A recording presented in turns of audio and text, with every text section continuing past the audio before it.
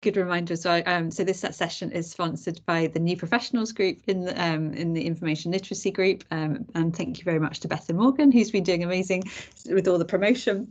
But even though we've said on the title it's for early career professionals, we're very open to working with anybody at all. This session isn't just for early career professionals. We're just really interested in supporting anyone who's interested in writing and thinking about information literacy. Okay, so can we go to the next slide, Meg? So thinking, first of all, let's talk a little bit about why you might consider publishing, thinking about researching information literacy. Let's go to the next slide. Thank you. And particularly, why might you be interested in publishing in the Journal of Information Literacy? So several different reasons why I think it would be a really good place to publish. So first of all, just to assuage all your fears, we're a really top quality, high quality journal. So we're affiliated with CILIP, the Chartered Institute of Library and Information Professionals, and we through the Information Literacy Group, and we've been affiliated since our inauguration in 2007. So we've got a really long heritage of being a professional association journal. We're also a peer-reviewed journal as well, so I know that's really important for some aspects of writing. So we have a strong body of reviewers, peer reviewers, who review all of our journal and research articles. We're also editor-reviewed, and I'll talk about the difference between that in a minute. But our project reports and other work is editor-reviewed, so all research articles are peer-reviewed. A third really important aspect is that we are an open access journal, so we're a Diamond Open Access journal, and we have been since 2007. So what that means is obviously our research and our publications are free for anyone to access. There are no fees at all whatsoever associated with publishing in the Journal of Information Literacy. And you're also able then to deposit or do with whatever you want to do with your publication, you're able to do that afterwards. Whether you want to deposit that in another repository, make it available, share it, put it on your own website, then you're very welcome to do so. And we think that makes it that obviously aligns with a lot of the principles behind librarianship and information literacy. So we're really proud to maintain that open access focus. We're one of the few journals who are specialists in information literacy as well. There's a couple, our friends over at Communications and Information Literacy, but we're one of the first, and we're published obviously in the UK. So we hope for those reasons you might consider publishing with us. There's obviously a number of journals that would focus on information literacy, or would include, you could publish information literacy in other academic library journals, but we think there's a lot of value also in bringing together specific information literacy literature and focus. That gives us a lot of scope to think about developments in the field and take quite a holistic approach as well, which we think is really important.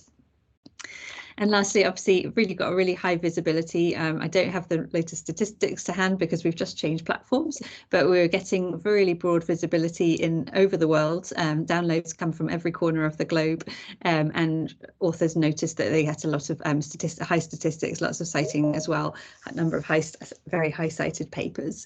So you'll be getting a lot of visibility for your research too, which hopefully sounds attractive.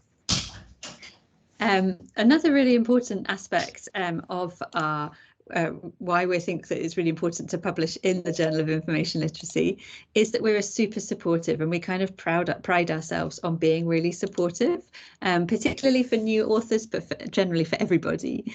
So we're very friendly, and that's one of the reasons we wanted to do this webinar. And we're also very supportive when it comes to your writing. So we know, particularly if you're just starting out or you haven't done much research before, it can be quite intimidating sending your writing out for publication, having peer reviewers' eyes on it. So we guarantee that we will support you through that process. There's not going to be any scary emails or weird emails asking you to do things and you don't understand. We're very approachable. We really, really want to see you produce the best work that you can. We also guarantee that there'll be no harsh rejections, which I've definitely had in my time. That doesn't mean that we don't reject papers ever, but it just means if we ever think that it's not quite the right fit for JIL or it doesn't quite work, then we will provide a reasoning, a rationale for that, and also provide you with some other advice or guide things to think about if you wanted to submit to another publication that might be more suitable. Okay, so we promise that very supportive whatever stage your work's at. Also really happy to talk over ideas, etc. And yeah, as I said, no harsh rejections or anything like that. And then finally, we're also quite collegial as well. So I think publishing can be a really amazing opportunity to showcase your work, but also the work of your institution. So sometimes that can be a way to get managers around. Then if they're sort of a bit thinking, why are you spending time writing for publication? It can be a really great way to promote the amazing work that your institution is doing or your region. You might also be interested in writing from a personal perspective, perhaps thinking about promotion or expanding your CV. Having publications on your CV can also look really good for when you're applying for new jobs and you're moving into a new area as well. So we encourage, if you're interested, that writing can also provide a really great way to make yourself a bit more visible, as well as the work of your colleagues and people around you. And lastly, we do support many types of writing. So if you're a complete novice, complete beginner, or whether you're more expert and have more experience in the field, we support any writing from all of those stages, anywhere along that spectrum. We also support writing that takes either a very theoretical perspective or a very practical focus as well. And I'll talk more about that later, but we're really open to information literacy research that runs from, sort of on the ground, in the classroom, online, etc., the teaching focus, right through to sort of the more theoretical focus and the methodological focus that some people might be interested in, and also anywhere in between as well. So we're really open to anything to do with information literacy.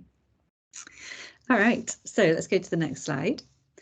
So let's think a little bit about topics and what might you publish if you're thinking information about publishing in JIL. So as I said before, we are all about anything to do with information literacy. And so basically what that means could be, so starting to do anything to do with theory or conceptual work. So that might be more, if you're at a more advanced stage or you've been doing some work quite a long time, maybe you're getting to a stage where you want to sort of bring in more theoretical approaches or apply a different theory to information literacy. Really love to have that research. That's great. Also, we're really open to anything, so qualitative, quantitative, or mixed methods research. So if you're doing research focusing on, say, doing interviews or a focus group with people, brilliant, love to see that. On the other hand, if you're doing more quantitative research, thinking about statistics and assessing, evaluating results or analysing sort of the findings from different studies or evaluations that you've been doing, we also do accept quantitative research. And then we also accept mixed methods, so studies that take a mixture of qualitative and quantitative as research as well. On the other end of the spectrum, we also really focused on reports on practice. So reports coming from classroom practice, things that went well in the classroom, or things that also didn't go so well in the classroom. And particularly thinking about studies that are examining different parts of information literacy teaching, but also information literacy professional development, thinking about ourselves as teachers and as professionals as well. So yeah, very much, again, focusing on that practical aspect of being involved with information literacy, whatever context you're in. So yeah, that could include teaching interventions. If you have recently done a PhD or an MA dissertation, we're also really happy to look having a cut down version of that. We do have a word limit, so often MA dissertation will go over that, but we're really would love to see more MA research that's being that you want to publish, because I know that's a really rich source of research for the field. We're also very keen to local research. So if you've been doing a project in your own local context, local institution, in your local region, love to see that. It doesn't need to be international in scope in order to be published in JIL. We're also really keen to hear about things going on around the world. Also collaborative research. So perhaps if you maybe don't feel confident enough to do some research on your own, but maybe with another colleague in a different field or across an institution or a friend you met at a conference. We also love to see comparative or case study research. Collaborative research would also be really, really great to see in JIL. Then in terms of the topic, so I said literacies of information, and that might be a bit obscure, but what I was trying to mean by that is anything really to do with information literacy. And for me, and I know everyone's got an opinion on this, I see information literacy as an umbrella term, and then other literacies falling underneath that. So, for example, digital literacy or health literacy, or I'm trying to think of all the others, workplace literacy, for example.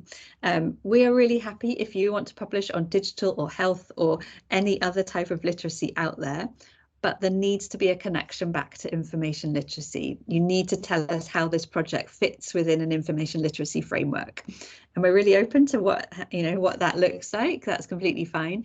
But the clue's in the title. We're the Journal of Information Literacy. So it's really important that you do make that connection back.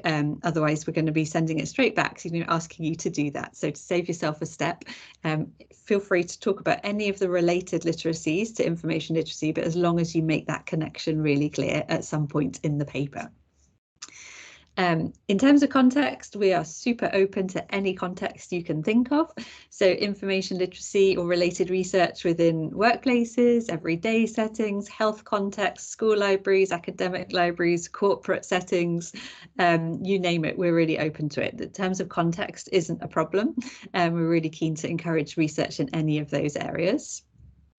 Teaching librarian development, I mentioned something that's quite interesting as well. And then also any types of sort of research methods as well. So maybe you've been doing research over a few years. We would love to see some of that longitudinal research. Maybe you're really a sort of one of those methods geeks, which is a good thing, and really interested in thinking about how we might use different methods to explore information literacy or do information literacy research. That is great as well. And then lastly, anything in the UK or international or collaborative or comparative, we're really not fussed about where it's coming from. We're really just keen on thinking about information literacy within different contexts. Finally, what sort of type of research might you be able to publish in JIL? We're really interested in new areas of research, so new innovations, new designs, new things, but also quite critical research. We're really open to anyone who wants to criticise ideas or ways in which we've been teaching for information literacy that have come before. That is completely fine. Validating research, so if you've been looking you can also redo studies or look at past research and compare new research to old research, sort of as a way to sort of build upon what we've been learning before, and has that changed over time, for example. We're also really open to burn it down research. If you just hate everything about information literacy and you've got a real bugbear and you want to write about that, love to see that. On a little note, I would, if you're motivated by anger, which often drives me, definitely sort of take some time to go through that, because you don't want to turn into a rant. Have a second pair of eyes to look at that, but sometimes that can be really motivating. So we're also really open to you trying to write about your bugbears that really frustrate you as well. Okay, to be good. So this is just a couple of case studies to sort of think about what you might want to research about publish in JIL. So, for example, if you've designed and assessed a small teaching project related to AI and information literacy, the word that's on everyone's lips right now, that's fantastic. We would really love to hear about that. And you could perhaps consider writing a project report about that. And I'll go over the differences between our categories in a minute. So a project report in a nutshell would provide an oversight of the teaching intervention you did or the project you did, and then sort of evaluate that as well. If you've never done any writing before, but you're just really keen to get started, or you think you've got something interesting to say, or you'd love to, just get back into writing, for example, then we also frequently request conference reports, so reviews of conferences that you might have gone to, and also book reviews. And I'll provide information about that later as well. And that can be, conferences or books related to information literacy in whatever form, wherever in the world. If you have lots of ideas and you would love to get involved with JIL, but you don't really like writing, or it's just, you don't have the time to do some writing for whatever reason, then we are open to multimedia work. So we've had a few people who've done sort of audio and video reports in the past. We've had a couple of people interested in cartooning, so they've integrated cartoons into their work as well. So we are really open to various different formats, not just the traditional scholarly writing that you might expect. So we're happy to talk over those ideas with you.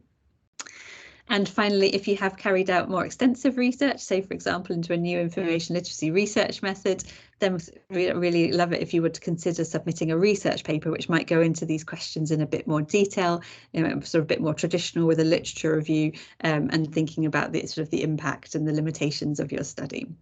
Okay, so that's just some case studies to give you insight, and hopefully one of those might appeal. Sorry, Meg. Okay, now we can move on. Perfect.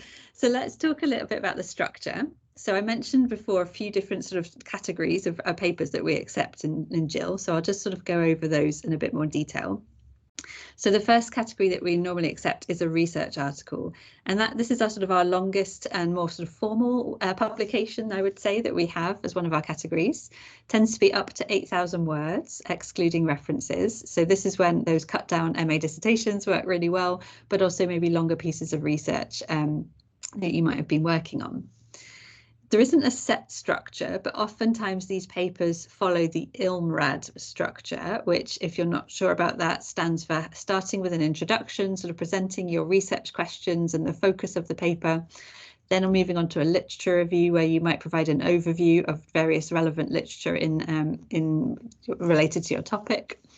Your methods section, so detailing what your methods were and how you went about doing your research.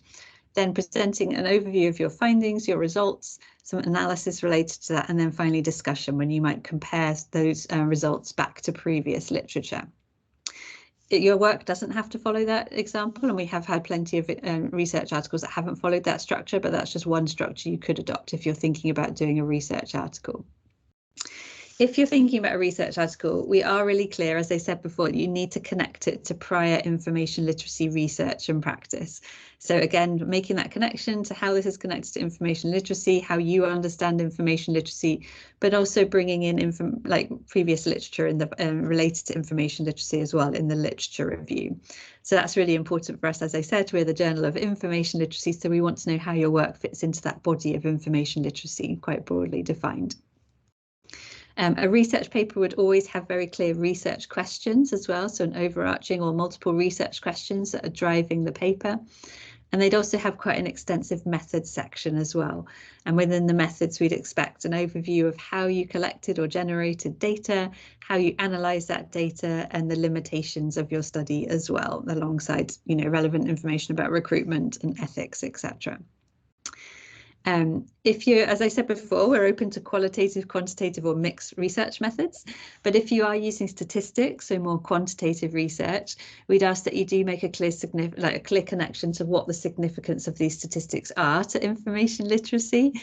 So sometimes in the past we've had a few papers which have been like, I found these great statistics and that's it. And we don't really know, like, well, what does that mean? What can we take from that? So making sure we, can take away from the statistics what that now means for information literacy theory or practice, whatever it was trying to do.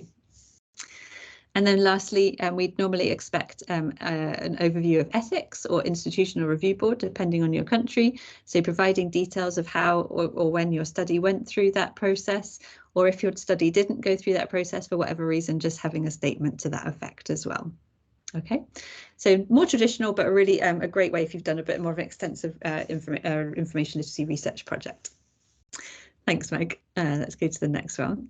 So then moving on to a project report, which is our second category of papers that we publish in JIL. And these are much shorter, as you can see, 1,000 to 5,000 words. And the focus here is really thinking about sharing good practice. So sharing sort of ideas, things that have worked well or haven't worked well in developing an information literacy teaching, whether that's classroom, online, a resource or some sort of project as well. So it's much more a focus about sharing with the field and presenting sort of new developments that might be interesting for people sort of working on the ground, looking for new inspiration about, their teaching practice. Having said that, we also still, it's 1,000 to 5,000 words. We still would encourage you to make a close connection to information literacy previous writing, whether that's, an information literacy model or framework or information literacy literature. It's not enough just to be like, here's my great idea, how about it? We really want to know like where this idea came from, why this needed to be addressed, what the significance of this is, and what the value of your piece of writing is, So it's like, actually there's a gap in the literature, nobody's explored this, or this is a frequent problem I've noticed, this is why I'm doing that study or this project, and here it is. Okay.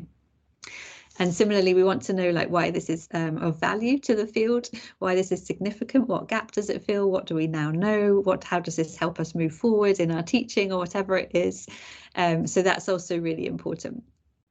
So in other words, another way of putting this is like the project report shouldn't just sort of summarize or describe what you did in the classroom or this great idea you have. It needs to be a bit more extensive than that. We want to know if it's like a classroom intervention, like how was it received by learners? Or we want to also know like why this is important and why this is helpful. For an example, we often get people who just recently we've had a lot of people sort of, they've read a paper saying about the CRAP test is a bit problematic, so they come up with their own acronym, and then the project report is all about their own acronym they've come up for evaluating papers. And that's fine, but we need to know like why your study is important, why we need another acronym, the value of that, and also how did it work in the classroom? Was it actually any better than the CRAP test, or is this just sort of a focus on your ideas and how great they think they are? Okay, so it has to be much more grounded within the information literacy literature than just that. Okay. And then finally, the smaller sections that we have are book reviews and conference reports as well. So normally Meg, the managing editor, and Jerry, the book review editor, will send out a call for reviewers. And that would be for quite specific conferences like the major ones like Lilac, but also for maybe quite books that have been published, say by Facet or other major LIS publishers. And they will ask people for reviewers. So if you are on the mailing list, please feel free to respond to those calls for review. We'd love to have you write for JIL. If you come across another conference that you're attending, or you come across a book published outside the major publishers that you think might be interesting, please feel free to contact us, and we'd love to chat with you about the suitability of that review.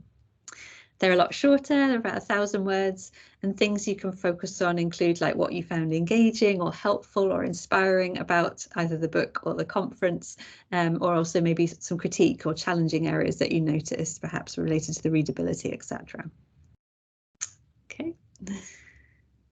And yeah, and then I'll just walk you through the submission process. So something that people are always really surprised about is how long it takes to get published. And I really apologise. It's just there's so many steps involved. So that's why it takes the time. We're not sitting on your paper for weeks on end. It's just there's a lot of different steps. So hopefully this will give you a bit of an overview of what happens. So once you submit the work, your piece of work, managing editor, so Meg will review your submission to see whether it fits within JIL's remit. Does it focus on information literacy? Does it follow the guidelines roughly? Does this think like this is something that we want to send out for peer review? She'll then send out the manuscript to 2 specialist peer reviewers, and they typically get at least 4 weeks to review the piece of work, sometimes slightly longer depending on their availability. So we've got a bank of reviewers, and we'll try and find one that matches by topic, by speciality. After both of those reviewers have sent back their review, so after that 4 weeks, then I will get to see the reviews. I'll read the reviews and I'll synthesize reviewer comments, and I'll also add suggestions. So when I was saying earlier about how we're a very friendly journal, all of our peer reviewers are lovely as well, but that also gives me a chance to provide a bit more structure, a bit more detail, if something's maybe not clear, or especially if you get 2 very different reviews, then I can perhaps provide some guidance to help you sort of move forward as the best way forward. We generally have 4 different stages at this stage. So we will send back the peer review comments, and then we'll either indicate that your paper's been accepted, which means no more changes than needed. I have to say this isn't very frequent. We normally ask for at least a few changes, but there is that possibility we just accept the paper as is. We might ask for minor revisions. So that's sort of things that the peer reviewers have picked up, but they don't, it's just really small things that just need to add in, and they don't really need to go through another round of review. We might ask for major revisions, which is where the peer reviewers have noticed sort of quite big things maybe that needed to be changed, and they feel like it would benefit from another pair of eyes, another round of reviews. So that would be what major revisions is. And then in a few cases, we do say decline when we think that, there's just too many changes or too many problems, or the peer reviewers find so many issues, we don't feel it's worth moving forward with that publication right now. So in the small cases, we do decline. Generally, I would say it's mostly minor and major revisions that we ask for. And I think it's important, minor revisions is still an acceptance. So still, that's brilliant. Don't worry about that. Major revisions is still really good. We still think it's really worthwhile engaging. We just feel that there's a few things that we might need to be fixed before we can think about publishing the piece of work. After that, then the author will make the changes requested or say why they can't do them, and send us a revised version. We'll either then accept the paper or send it out for a review again. And then finally, step 7, our wonderful copy editors will finally then copy edit the manuscript, and then we'll finally get published. And after that, you're able to deposit the paper or do with what you like with that paper. So it is quite a long process, but hopefully that will break it down a little bit so you can see why it does take us so long. Okay. Let's do the next slide. Yeah, so then if you do get reviewer comments from us, a couple of different things that you should do or not do when you get to reviewer comments. So first of all, you probably will get some comments that you disagree with, or that you think, why didn't they like my beautiful piece of prose that I've spent so long crafting? It's quite annoying sometimes getting peer review comments. It can hurt. It's happened to me all the time. So I would say, first of all, don't panic. Try not to panic when you get reviewer comments, and don't see this as a criticism of you. It's just a way, it's friendly feedback as a way to improve your writing, and it always tends to make the paper better. So for trying to accept it as that, it's just comments, feedback that will help you improve your work for future. Secondly, the thing I would always do when I'm writing for my own work or when I'm advising authors, make a list of all of the actions that the reviewers have asked you to do. They might have mentioned some literature you need to add, or they might ask you to add some more detail related to the methods, or perhaps to rewrite the introduction. So make a list or a table of all of those changes and think about how you might go through and address them. Sometimes it's going to be really small, sometimes it might involve a bit of a rewrite. If there's any, and then what I would normally do is on one side or underneath each comment, then I would put a little description of what I did. So if they say, we think you should really rewrite the introduction, you say, oh yeah, I went through and I addressed this by integrating more details related to my research question, blah, blah, blah. So you've got on one side, you've got the reviewer editor comments, and then on the second side, you've got how you address those. And then I would submit my revised version alongside that table or list of comments so that the editor can see what changes you have made.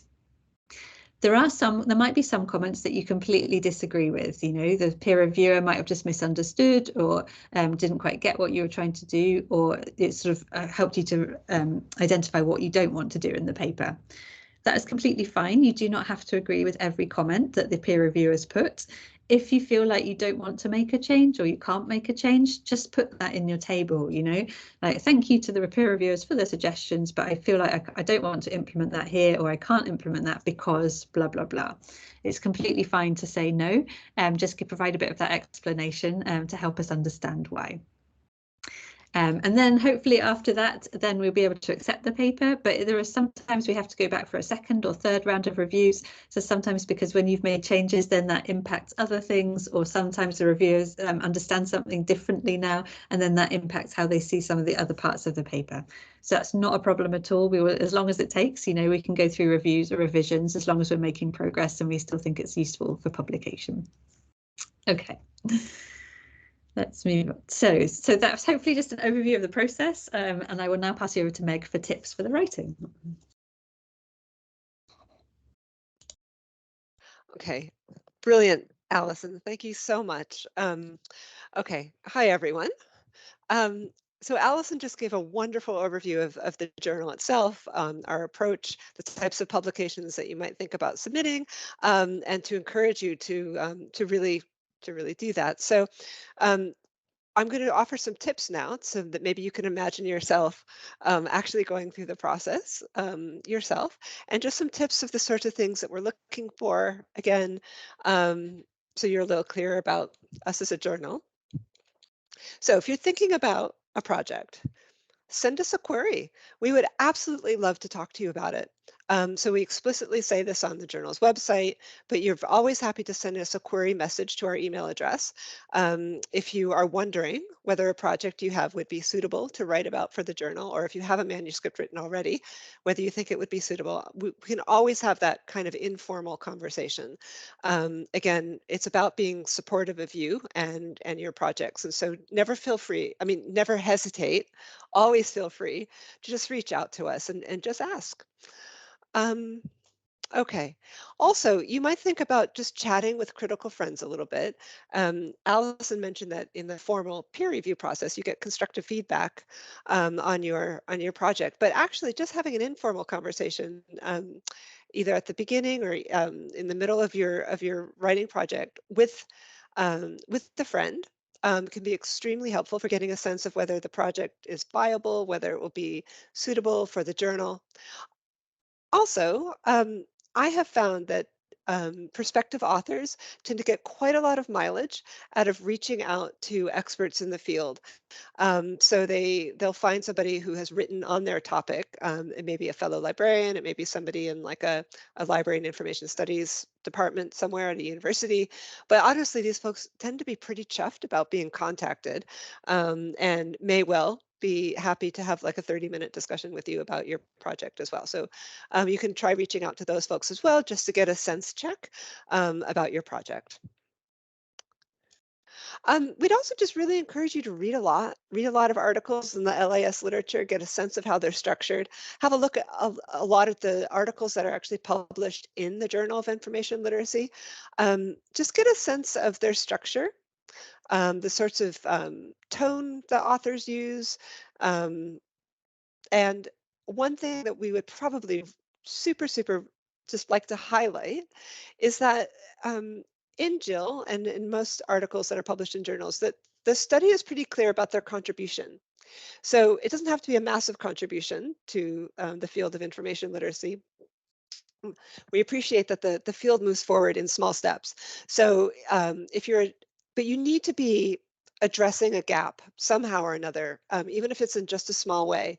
And you need to be very clear about how you're inserting yourself into the ongoing conversations on the topic. So just notice how other published studies are very clear about how the author is inserting themselves into an ongoing dialogue about that particular topic. They're showing the work that's come before them, and then they're showing, but however, they're taking a critical perspective, showing how maybe there's been something not talked about, and then how they're going to be addressing that. The published studies don't shy away from these critical discussions. Criticality doesn't mean negativity. Criticality just means observing some way that a study can be, previous work, sorry, can be improved. Okay, so as you're writing, consider your main points and try to stay focused. So probably the number one reason that we reject articles from JIL, just do a desk reject when they're first submitted, is because they're not really telling us anything new. So they're just telling us something that we kind of already know without contextualizing it in anything that that gives us new knowledge. So it's not enough to say that you interviewed 10 students and they're all having trouble, they're not as good with library tools as you think they should be. I kind of already know that, but if you wrap the discussion in more of a context, well, why? What's going on? What's going on socially, historically, et cetera, that might lead to this? Are you then going to talk about specific interventions and how those are new? That's what we want to hear. So it doesn't have to be wildly new and original, but it does have to be telling us something a little bit new. One thing that I find very helpful for my own research, and I know is really useful for a lot of other people, is to actually pin your central research questions or the sort of things that you're trying to uncover and describe. Actually keep it by your desk or on your laptop, just to make sure that everything that you write is actually really very clearly directed towards supporting and answering your objectives. It's so easy to get mission creep and start talking about everything in the world, but we want to see articles that are pretty focused. And considering the relatively low word count of the submissions, you really have to stay quite focused with your writing. So the actual process of writing can be absolutely terrifying to people and ridden with anxiety, and we get that. Writing is hard, and there's really no other way around that. But we're going to just talk about some tips about getting started with your writing and maybe demystifying the writing process a little bit so that you feel like you can get going with yours. So I think the first thing to think about is just ring fencing some time to think and write, and that is a luxury I appreciate. Many of us don't really have a lot of time. I wrote my PhD while as a full-time professional and bringing up two kids, and so I get that. And I, found time sort of sometimes just preparing dinner, whatever it is. But finding some time and space, especially if you can protect that in some way, to just think and write, I think is really important. There's a lovely book actually by Helen Sword called Air and Light and Time and Space: How Successful Academics Write. And it she interviewed several academic writers to kind of talk about the factors in their environment and their psyche that kind of lead to successful writing. But the lovely thing about the book is that it's not boiled down into a formula in any particular way. She talks and really encourages writers, you, to find your personal rhythms with writing and what works best for you. You might find you work best in the morning. Others will work best in the middle of the night. Um, you may need to write in short bursts, then take a break and write in another short burst. Other people might feel they've just got to just sort of get it all out all at once. There's no one right way to write. That's one of the main points of this book. So it's about encouraging you to find the cadences of writing and not writing that work best for you, and then to feel confident that that's your best way forward. So one of the pieces of advice that we often give is if you're not sure what you want to write, you're not sure what you want to say yet, you're not sure the order you want to say your ideas in or exactly how you're going to frame it, we encourage you to write tiny texts. So this can be writing in bullet points. It can be not full sentences. It can be about doing mind maps or whatever creative ways you need to just break down the research topic. Um, um, you can just sort of brainstorm categories, brainstorm headings and subheadings for your work. And you could probably do that even if you're not 100% sure what you want to be writing about. So absolutely don't worry about starting in the middle with your writing. Just start working on a section which sort of comes most naturally to you and then move on from there. You really, really don't need to have it all figured out all in one go before you start writing. There's no one magic moment when you're done doing all your research and all your note making, and then you can start writing. The writing should actually start right at the beginning as well, with sort of these small brainstorming exercises, the writing of small texts. And honestly, nobody has it all figured out before they start writing. I don't. Alison doesn't. The luminaries in our field don't. Everybody just sort of plunges in, starts to write, and it's really only through the writing process that you figure out what you want to say and how you want to say it and the order it will all come in. So I would just encourage you to take baby steps with your writing and not feel like it's just all got to come out perfectly the first time, because that can really, really paralyze a lot of people and make writing not very fun as well. So we've just talked about the process of getting ideas out, the process of figuring out what you want to say, um, and the order you want to say it in. Thinking now in terms of what you would then submit to JIL. Well, what we would encourage is just for you to think about that submission and the final product as being the end product of a lot of processes of drafting and redrafting and revision. So lovely, polished, finished, pieces of writing that you read in journals or books where you think, wow, I'll never be able to write like that, or that was gorgeous. Just so you know, that is the end product of quite a lot of drafting and revision, and it's run through peer review and copy editing, etc. So it definitely didn't come out the first time from an author perfectly like that. It's really just through these iterative processes of drafting that the nice polished end product comes out. Alison mentioned that it is absolutely fine to let anger or spite or whatever that sort of burning question that you have that's always bothered you to propel you forward with your writing.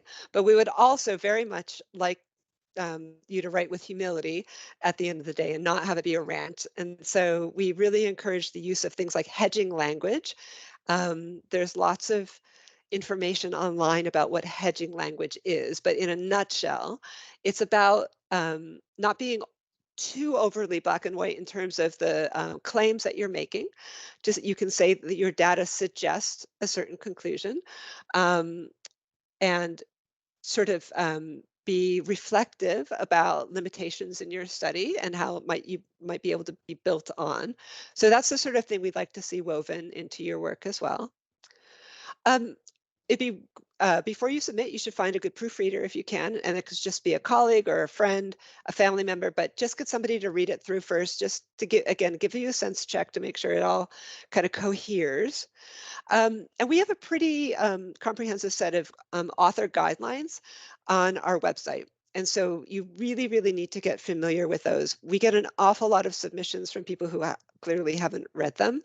And then that makes it very much harder to ascertain whether the piece is going to be applicable to the journal. But if somebody has read through those guidelines and has sort of seen our policy about inclusive language, for example, that just makes reading through the initial submission a lot easier. So we're very, very clear about the sort of things that would be nice to see in the submission on our website.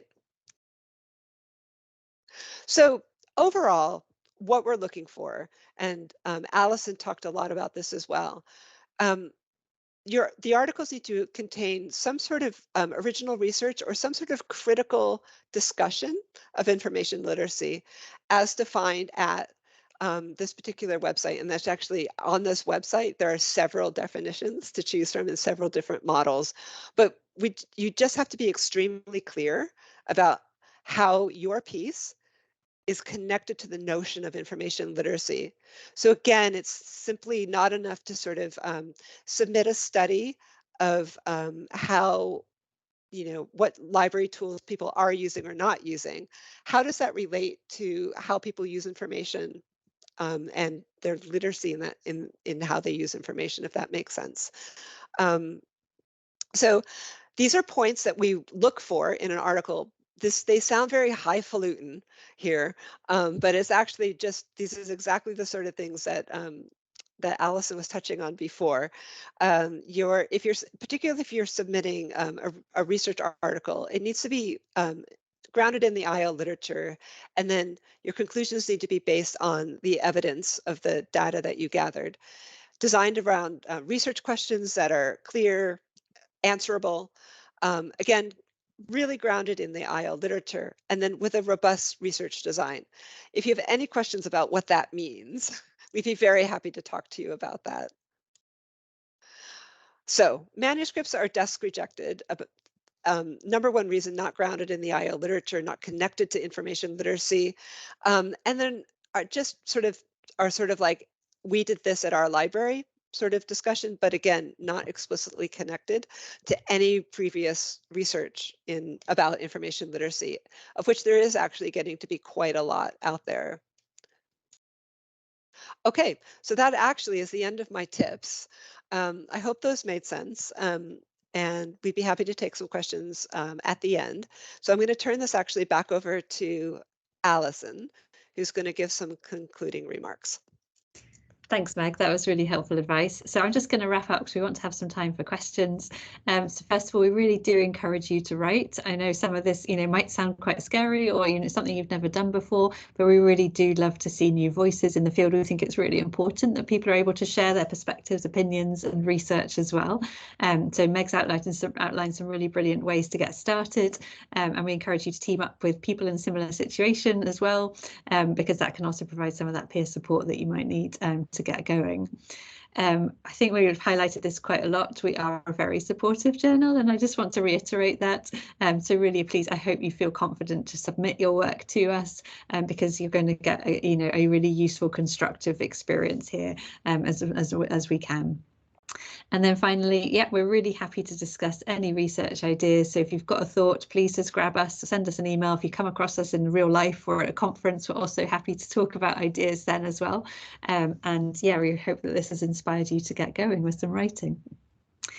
So I think that was all we had, what we were going to focus on today. So we would love to hear any questions. Oh, thank you, Meg. Yes, there is a bibliography, so we'll just leave that one up for time being. We would love to see hear any questions. So if you would like to put any in the chat, or if you want to raise your hand as well, happy to answer questions that way. We've had a couple of questions about content or topics, so hopefully I've answered those. But if you've got any other questions, please do feel free to ask them now. And yeah, thank you, Beth. And I know that you'll send around the slides afterwards. Actually, we should probably stop recording as well at this point, if that's okay, Bethan.